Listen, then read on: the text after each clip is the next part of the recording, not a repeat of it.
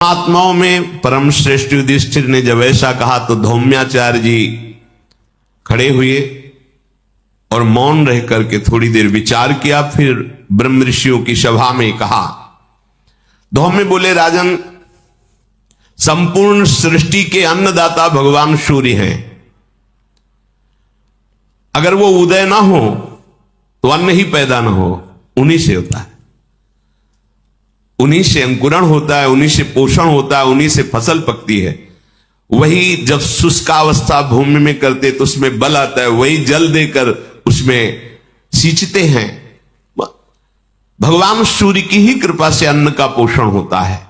सूर्य तेज को प्रकट करके शुष्क बनाता है भूमि को और उसमें बल वर्धन करके बीज उगने की शक्ति देता है, फिर जल वर्षा करके अन्न और औषधियों की वृद्धि करता है, फिर अपने तेज से उसी को पका करके प्राणियों के पोषण के योग्य बनाता है। इसलिए अब आप उदास मत हो, मैं आपको एक स्तोत्र बताता हूं जिसका तुम अनुष्ठान करके जो चाहोगे प्राप्त हो जाएगा। धौम्य जी ने आचमन किया और भगवान सूर्य को प्रणाम करके ये स्तोत्र बताया। इस स्तोत्र की बड़ी महिमा आगे वर्णन की गई है कि जिसको धन की चाह हो या संकट निवृत्ति की चाह हो, अगर इस स्तोत्र की कोई चाह न करके गायन करे, सूर्य उदय हो रहा है और आप प्रणाम करके स्नान करके तिलक आदि लगाकर इस स्तोत्र का गायन, तो कभी दरिद्रता नहीं आ सकती, कभी अन्न की कमी नहीं हो सकती। अगर कोई संकल्प करते हैं धन आदि का या संकट निवृत्ति का, इससे निश्चित पूर्ण हो जाता है। धौम्य जी ने आचमन करके भगवान सूर्य को प्रणाम करके ऋषियों की सभा में कहा कि ये स्तोत्र, इसमें 108 नाम भगवान सूर्य के हैं। सूर्यो यमा भगवत तृष्टा पुरुषाकः सविता रवि गभीस्तमानजः कालो मृत्युर्धाता प्रभाकरः पृथिव्यापश्च तेजश्च खं वायुश्च परायणम् सोमो बृहस्पतिः शुक्रो बुधोऽङ्गारक एव च इन्द्रो विवस्वान् दीप्तांशुः शुचिः सौरिः शनैश्चरः ब्रह्मा विष्णुश्च रुद्रश्च स्कन्धो वै वरुणो यमः वैद्युतो जाठरश्चाग्नि रैन्धनस्तेजसां पतिः धर्मध्वजो वेदकर्ता वेदांगो वेदवाहनः कृतं त्रेता द्वापरश्च कलिः सर्वमलाश्रयः कलाकाष्ठा मुहूर्ताश्च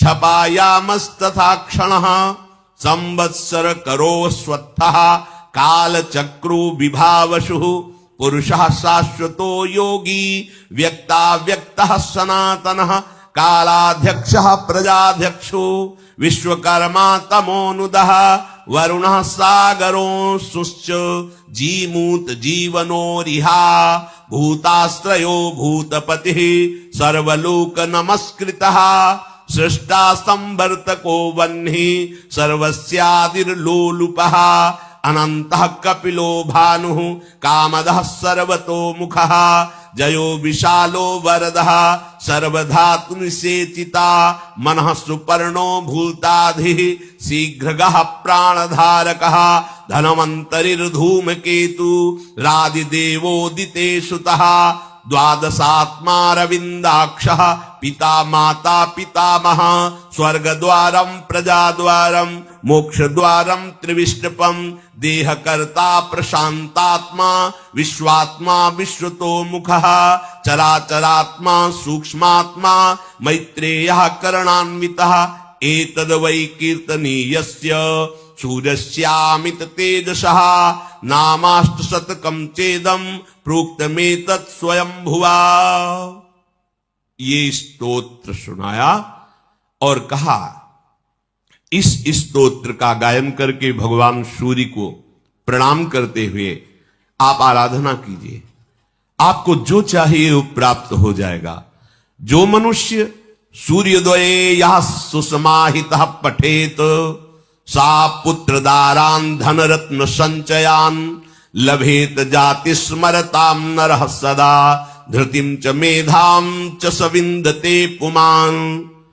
जो मनुष्य सूर्योदय होते हुए भगवान सूर्य के सामने स्नान आदि अपनी दिनचर्या करके और हाथ जोड़ करके ऐसा स्तोत्र गायन करेगा, वो जो चाहेगा पुत्र धन स्त्री रत्न और भी जो सामग्री स्मृति धैर्य उत्तम बुद्धि सब जो चाहेगा भगवान सूर्य उसे प्रदान करेंगे। अब आप शराब पिएंगे मांस खाएंगे तो आपकी हिम्मत ही नहीं है कि आप ऐसा कर ले, नहीं कर पाएंगे और करेंगे भी तो सिद्ध नहीं होगा। असुर भी जब कोई सिद्धि प्राप्त करना चाहते थे तो ऋषियों की भांति दिनचर्या होती थी। आज दिनचर्या क्या, सूर्य भगवान उदय होकर के मध्याह्न की तरफ जा रहे तब लोग उठते हैं तो क्या दरिद्रता आयुहीनता अकाल मृत्यु ये सब बढ़ती है, बुद्धि भ्रष्ट होती है, लोगों को पता नहीं है। जैसी दिनचर्या जी रहे हो ये तुम्हारे रोग बढ़ाने वाली, शोक बढ़ाने वाली, दरिद्रता पैदा करने वाली, बुद्धि भ्रष्ट करने वाली है। भुवन भास्कर त्रिभुवन को पावन करने वाले साक्षात भगवान पधार रहे और तुम सो रहे हो, ऐसी कैसी दिनचर्या है? नहीं, भगवान सूर्य के उदय होने के 48 मिनट 2 घड़ी पहले हर व्यक्ति को उठ जाना चाहिए, कम से कम, भले साधक नहीं हो तो उठ जाओ, बैठकर भगवान नाम जप करो, स्नान आदि करके उनको अर्घ दान करो, प्रणाम करो। इससे आपकी आयु बढ़ेगी, आपकी स्त्री बढ़ेगी, आपकी बुद्धि ठीक रहेगी। और अगर कहीं ये स्तोत्र गायन कर ले तो कह रहे जो कामना करोगे उसकी पूर्ति हो जाएगी। महाराज युधिष्ठिर ने गंगा स्नान किया, फिर गंगा जल का आचमन करके और इस स्तोत्र का गंगा में खड़े होकर के जप किया। भगवान सूर्य की आराधना की और जब स्तोत्र पूर्ण हो जाता तब हाथ जोड़कर प्रार्थना करते, हे प्रभु आपका उदय संसार के अंधकार को नष्ट करने के लिए है, आपकी कृपा से ही बुद्धि प्रकाशित होती है और भगवान में लगती है, धर्म का पालन होता है, आपकी कृपा से ही अर्थ और काम संबंधी कर्मों में प्रवृत्ति होती है। यदि आप उदय ना हो तो कोई भी कार्य नहीं बन सकता। हे नाथ आप हम पे कृपा करो। भगवान सूर्य जब देखा कि युधिष्ठिर जी अनन्य भाव से सूर्य भगवान की उपासना कर रहे हैं तो प्रकट हो गए। वो गंगा जी में खड़े इसी स्तोत्र का जप करते थे। पांडु कुमार युधिष्ठिर ने देखा कि मूर्तिमान तेजस स्वरूप भगवान भास्कर सामने प्रकाशित है, मानो महान प्रज्वलित ज्वाला हो, ऐसा तेज भगवान सूर्य का। भगवान सूर्य प्रकट होकर बोले, धर्मराज तुमने जो स्तोत्र का गायन किया मैं बहुत प्रसन्न हुआ, तुम्हें अन्न ही तो चाहिए ना, लो गृहीष्व पिठरम ताम्रम मया दत्त नराधिपो यावद वर्ष्यति पांचाली पात्रणानेन सुव्रत। युधिष्ठिर ये बटलोई लो। देखने को तो ये छोटी सी दिखाई दे रही है ताम्र प्रात की, पर इसमें तुम फल मूल सब्जी पेय रस जो चाहोगे जितना चाहोगे उतने को पवा सकते हो। सिद्ध बटलोई, ना गैस की जरूरत है, ना चूल्हा की, ना कोई बनाने की जरूरत है। जो चाहोगे कि उसी बटलोई से सब्जी, उसी से खीर, उसी से जूस, जो चाहोगे सब उसी से निकले। अपने लोगों को चाहिए क्या? हाँ जरूरत नहीं रहेगी, लेकिन अपने लोगों को ऐसी जगह पहुंचना है कि इस बटलोई की जरूरत नहीं है। हाँ चंपक लता जी जो चिंतन करती है वही पदार्थ श्री जी की सेवा में पहुंचता है। वहां भी थोड़ी कि सिलेंडर खत्म हो गया ललिता जो जल्दी ऐसा तक नहीं है। वहां जो चिंतन करती हो और जो भी प्रसाद है पाने में प्रियाजू का उच्छिष्ट अमृत है, पर न मल है, न मूत्र है, न विकार को प्राप्त होता है, चिदानंद। तो अपने को बटलोई की जरूरत नहीं, जितनी श्वासें हैं राधा राधा करके पूरी करना है और अपनी श्री जी के पास चलना है। और जब तक द्रौपदी जी नहीं पा लेती तब तक है, जहां द्रौपदी जी पाई फिर आगे कुछ नहीं निकलेगा। जब तक पवाना है द्रौपदी जी ना पाए, और जहां द्रौपदी जी ने प्रसाद पाया, क्योंकि बाद में द्रौपदी जी पाती थी, फिर इसके बाद उसमें नहीं निकलेगा। महाराज सूर्य भगवान इतना कहकर अंतर्ध्यान हो गए।